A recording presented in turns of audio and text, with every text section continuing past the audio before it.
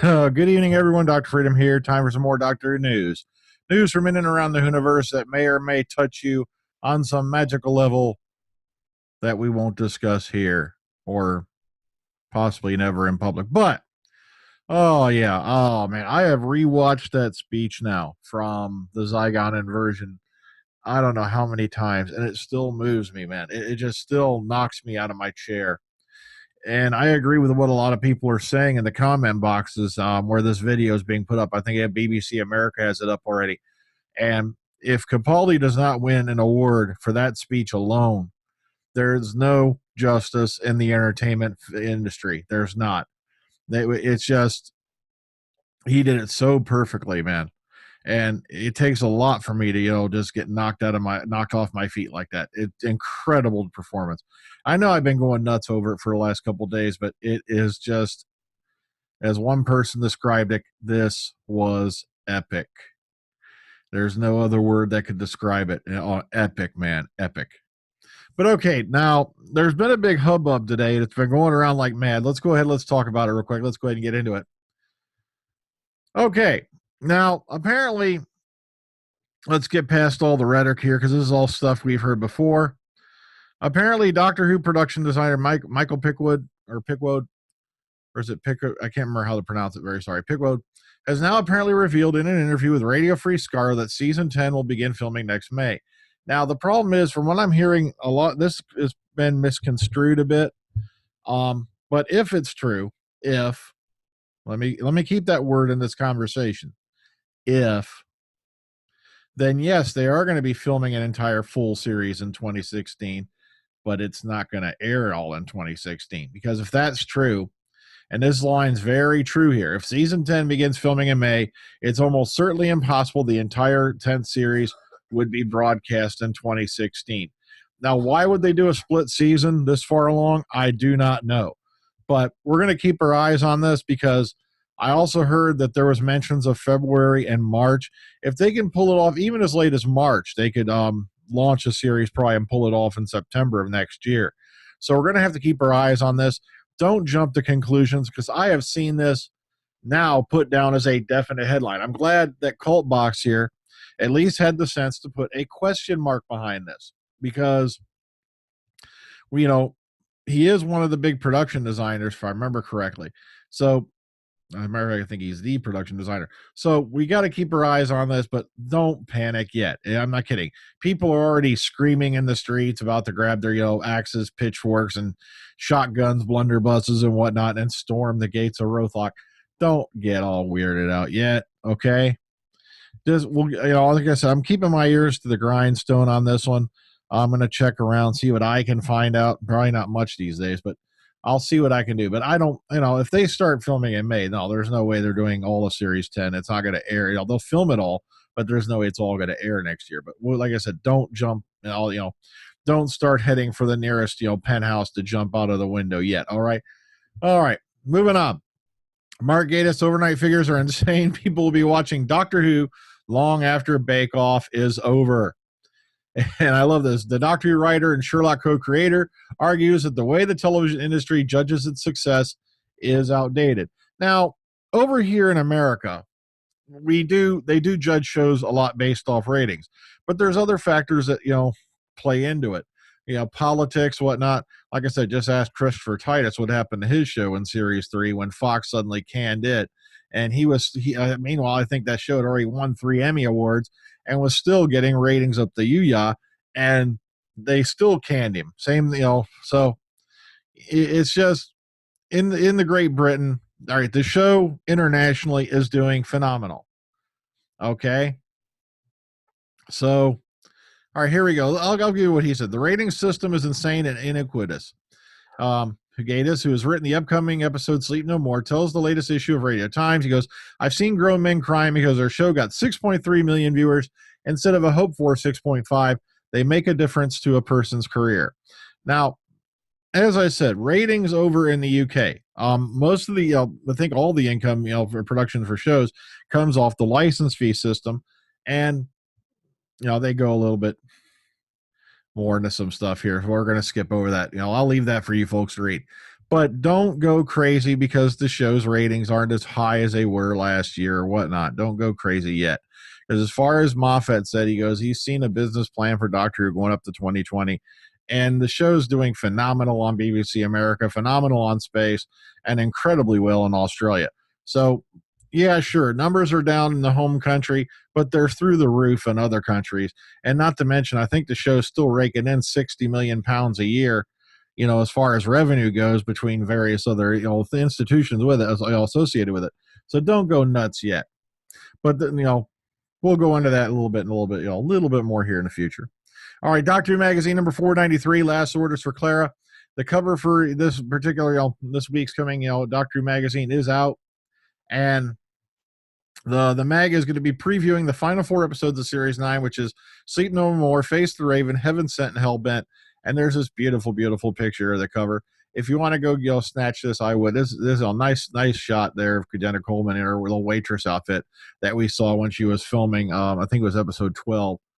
But yeah, Doctor Who Magazine 493 is on sale from Thursday, this coming Thursday, and it'll be priced at £4.99. So I love that cover. That's just beautiful, beautiful picture there. I love that. So the old diner feel. I love that. All right, moving on. 10 things you may not know about the Zygon Inversion. Some nifty little tidbits here and there, like little apparently puns, background information. I just skimmed through this one very quickly. Like they bring up the 5 rounds rapid line and whatnot. So if you want to go take a look at this, there is some interesting stuff in here. So also the fact that they confirmed, that Harry Sullivan was the one who created the Zygon gas. But all you classic phones. Oh, what am I saying? Duh. I just saw a weird phone picture earlier. Now it's stuck in my head. Classic fans will know, would have known that already. And of course, the fact that the Black Archive now has a Meyer helm in it, nifty little stuff like that. So if you want to go zoom through this, it's over here on Anglophenia on BBC America. Okay, Australian overnight ratings of the Zygon Inversion. All right, it came in at 466,000 viewers in the 5 capital cities, which is still incredible. Highest rating ABC drama of the day, 16th highest rating of the day overall. And of course, this doesn't even include iView regional or time shifted. So, remember, a lot of the guys watch the show when it comes out on iView, I think 5:30 in the morning, something like that over there. That's just after it airs, I believe, in the UK, something like that. So that way, it's not even going to come up on that number. So 466,000 people minus the iView watched it, and that's pretty damn good. Meanwhile, including time shifted, Woman Who Live averaged 647,000 consolidated viewers. With 151,000 extra viewers, it was the 3rd highest time shifted program of the day. And we won't go into the rest of that because we already know what it is. And that makes it the 9th highest rated program of the day overall. All right, moving on. AI of 84 for the Zygon Inversion. And that's pretty good because it's nice to see that number up. All right, Zygon Invasion. There's the official rating for it. Came in at 5.76 million viewers. But don't worry about that because this week's episode came in 4-point-something million. And I know that's going to go over 6 million easy when they add in, for the B or B finals for the Zygon Inversion later this week. Okay. If you hadn't seen any of the Sleep No More trailers, they're all right here, including, I don't even know why they threw that in there. I don't even know why they could. Well, that's a nice preview from last week. This is all stuff from last week. But if you want to see the Sleep No More stuff, right here at the top of the article. So you want to go check these out. Here they are. All right, moving on. Over on Blogger Who, Sleep No More teasers. Okay, here we go. Now remember, don't worry, these aren't too spoilery because we do not know what context that these things appear in the episode. We don't even know who says them, but you can take a guess for yourself after you take a look. Okay, here we go. After the Great Catastrophe, there was a tectonic realignment. India and Japan they sort of merged. That's how they roll in the 38th century. They came from Triton. They did find others, though, strangers. We all know a grunt when we see one. May the gods look favorably upon you. Bring me a dream. They were like snakes, like it was alive. It's like the Silurians all over again and looks like a Japanese restaurant. All right. Sleep No More promo pics. Now, this was the first site to have them up, so I snatched these off Doctor Who TV. So if you want to go take a look at these, boom, boom, boom, boom, boom, here they all are. Okay. And now check this out. We already have the Heaven Sent synopsis up. Spoiler alert, baby. Spoiler alert, baby. Spoiler alert, baby. This is the one-hander with Capaldi on his own. And as far as I know, there's only 2 people cast. That's Capaldi and whoever's playing the Veil. So this is going to be a rather interesting episode. But okay, you've had your chance to run screaming for the door. Here we go. Trapped in a world unlike any other he has seen, the Doctor faces the greatest challenge of his many lives. One final test, and he must face it alone. Pursued by the fearsome creature known only as the Veil, he must attempt the impossible. If he makes it through, Gallifrey is waiting. Interesting, huh? I already know there's a bunch of people punching the air going, yes. Okay. And keep going on. The episode 11 is The Monster Unveiled. I think they took this out of the one trailer. And this so far is, I think what they're assuming, this is the Veil, especially given the surroundings and whatnot. Looks like they match up with the promotional pic that was put out, with the synopsis.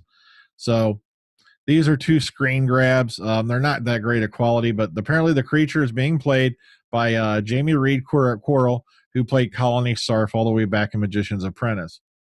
All right, moving on. Doctor Who Figurine Collection. Latest issues of the magazine Doctor Who Figurine Collection are hitting the shops now. Issue 58 comes with the figurine of an Auton, while 59 will come with the Necros Dalek from Revelation of the Daleks. And, of course, this is the all-time from Rose. So if you want to go check these out, you can click on these images and they'll blow up a bit for you so you can check them out. Same with this one. Oh, hang on. I hit the wrong button. Duh. Okay. See, I hate when that happens. Okay. Just a nice little pic here off Twitter, I believe.